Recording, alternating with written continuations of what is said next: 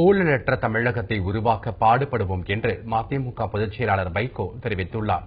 செஞ்சி தொகுதியில் போட்டியிடும் மதிமுக வேட்பாளரை ஆதரித்து சிங்கவரம், மேல்மலையனூர், அவலூர்பேட்டை போன்ற பகுதிகளில் அவர் தீவிர பிரச்சாரத்தில் ஈடுபட்டார்.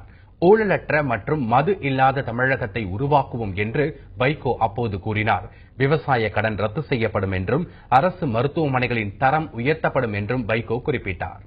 இவர்கள் ரெண்டு கட்சிகள் சொல்வது ஊரை ஏமாற்ற, திமுக அதிமுக சொல்வது ரெண்டு பேரும் ஊரை ஏமாற்றுவதற்காக சொல்கிறார். ஊழலை ஒழிக்கிற தகுதி இவர்களுக்கு கிடையாது. நாங்கள் ஆட்சிக்கு வருவோம், அனைத்து விவசாய கடன்களை ரத்து செய்வோம். நாங்கள் ஆட்சிக்கு வருவோம், வாக்குவாசிகள் உலக வர்த்தக ஒப்பந்தத்தில் போட்டுக்கொண்டு இந்த கடைகளை சிறுகளை வியாபாரிகளை நசுக்குவதற்கு நாங்கள் அனுமதிக்க மாட்டோம். உலக வர்த்தக ஒப்பந்தத்திலிருந்து வெளியேற சொல்வோம். நாங்கள் ஆட்சிக்கு வருவோம். கல்லூரி கல்வி கடன்கள் அனைத்தையும் அரசு ஏற்றுக்கொள்ளும்.